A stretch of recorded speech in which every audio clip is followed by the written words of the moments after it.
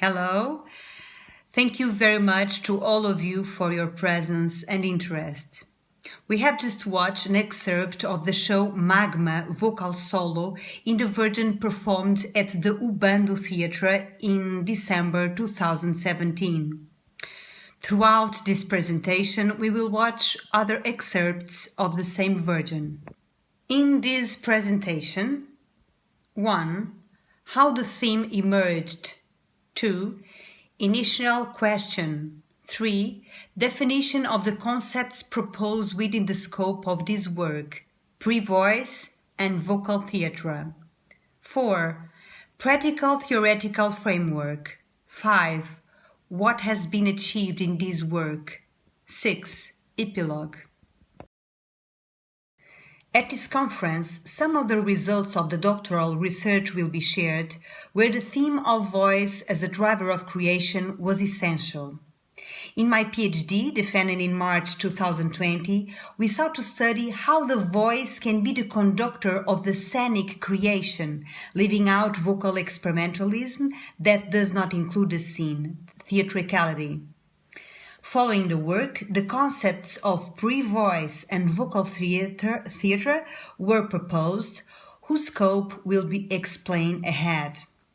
These concepts relate deeply to an artistic and pedagogical vocal practice that I have come to develop over several years, not only as an artist but also as a voice professor at the Escola Superior de Teatro e Cinema, Higher Education School of Drama and Film, where I have lectured since 2004. So the doctoral work project emerged from a vocal, theatrical, musical and pedagogical practice in which the voice became the center wherein these fields would intersect. Hence is the split in two objects, an artistic one in the creation of the show MAGMA and writing one in the elaboration of the thesis. From this practice, from my work as an actress, as a singer, as a vocal experimentalism, and as a voice teacher, the initial question of this work emerged. Abrośnie wreszcie, abrośnie wreszcie, abrośnie wreszcie, abrośnie wreszcie, abrośnie wreszcie, abrośnie wreszcie. Asakya moje, ano ya, isikro ya lo que sitoi, amokia se alai, anoia tetesika, anoia asikanai, anoia asikanai, anoia asikanai, anoia asik... Aprośnie wreszcie. Aprośnie wreszcie, aprośnie wreszcie. Aprośnie wreszcie, aprośnie wreszcie. Aprośnie wreszcie, aprośnie... Asokianai, Aprośnie wreszcie, aprośnie wreszcie. Aprośnie wreszcie, aprośnie... asokianai, Aprośnie wreszcie, aprośnie wreszcie. Aprośnie wreszcie, aprośnie... asokianai apoia, esikonai elavai, anoika esikonai, anokia vesiketi, anokia nesikonoto jai. Kianai avoi, amakia sikanoi, amakia sikanoi, amakia sikanoi. Aprośnie wreszcie. Aprośnie wreszcie, kroszki. Aprośnie, aprośnie, kroszki. Aprośnie wreszcie, aprośnie, kroszki. Aprośnie wreszcie, kroszki. Kroszka wreszcie, ropram wreszcie, wreszcie, rodzia wreszcie, wreszcie. Aprośnie wreszcie, wreszcie. Aprośnie wreszcie, wreszcie. Aprośnie wreszcie, wreszcie. Aprośnie wreszcie, wreszcie. Aprośnie wreszcie.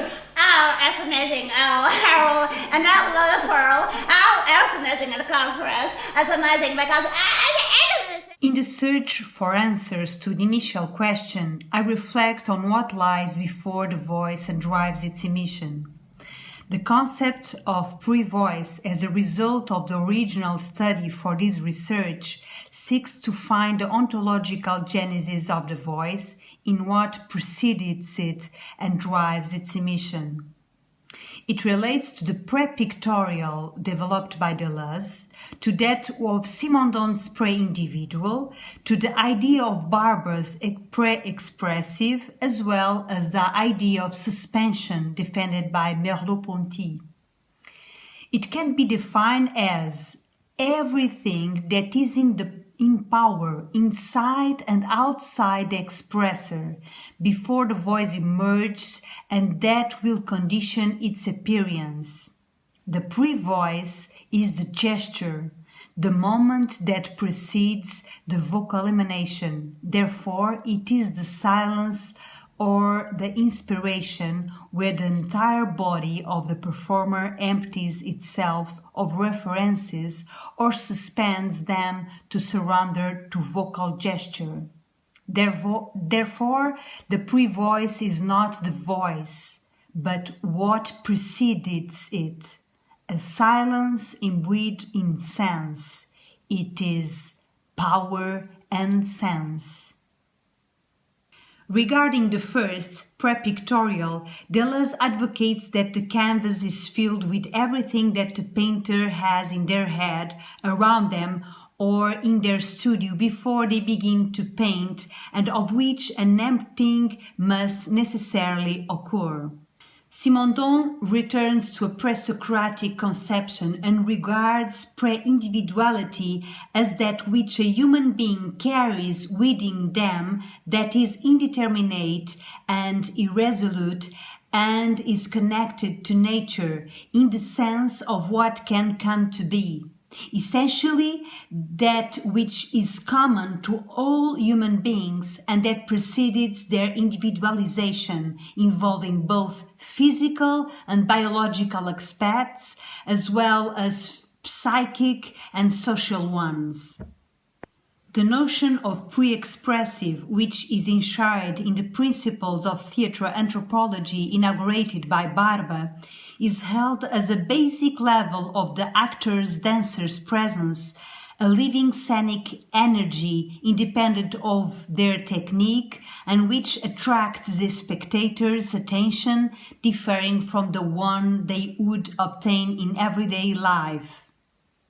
Another of the concepts I proposed in my research was that of vocal theatre, which I defined as a type of theatre performance of a post-traumatic nature whose driving creative force is the voice and exploration of its multiple facets and which maintains interdependence with theatricality and dialogue with other artistic fields. The voice, ontological mark of the singularity of the vocal artist, is, in this context, embodied and becomes part of the performer's artistic positioning. This typology of performance or intersection between theatre and voice, where the voice is the place of theatricality, emerged in creators, vocalists, pedagogues such as Kathy Berberian, Meredith Monk and Fatima Miranda, and in the Alfred Wolfson, Roy Hart, Henrique Pardo, Linda Wise constellation, and therefore there were the main vocal and artistic references upon which I based these concepts.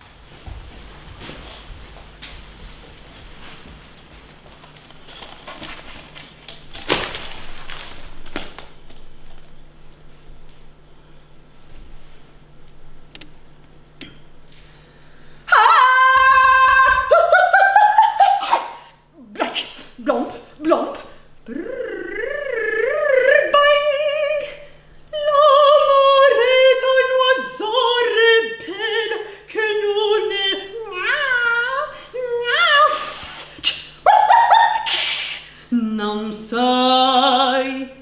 Não sabe ninguém, porque canto.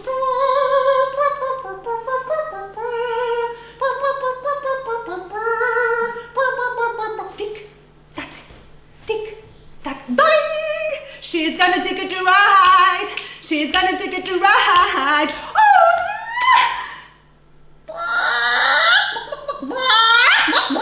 Bang, bang, bang, bang, bang, bang, bang. Song. Whee! I've got you under my skin. I've got stomp.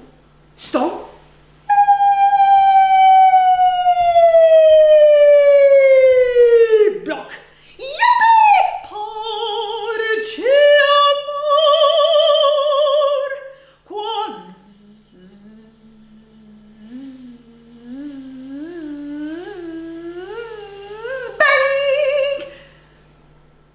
From a theoretical viewpoint, I found a very useful reflection on the voice in the thinking of Anton Artaud, Adriana Cavarero and Mladen Doller, which values its unique ontological and sensorial character, and in Merleau-Ponty and Deleuze I found a fundamental philosophical framework.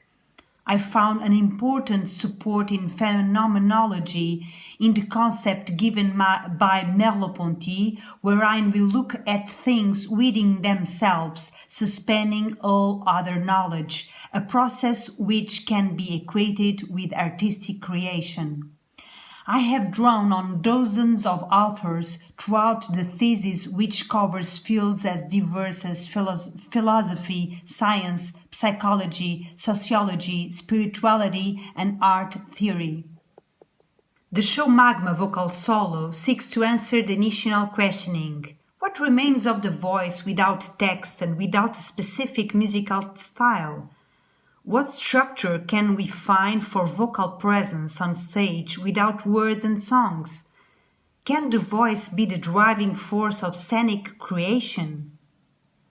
In that quest for a primordial, originary, primitive, pre-verbal vocality, I discovered an excellent driving force for vocalization in the painting of Francis Bacon.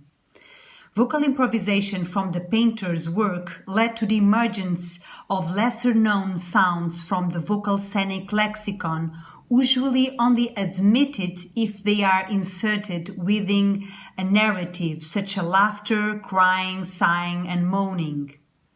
The painting of Bacon revealed itself, therefore, to be an excellent driving force for accessing the most primordial and universal sounds, the place of becoming animal, where it becomes possible, despite it, that we may recognize and understand ourselves.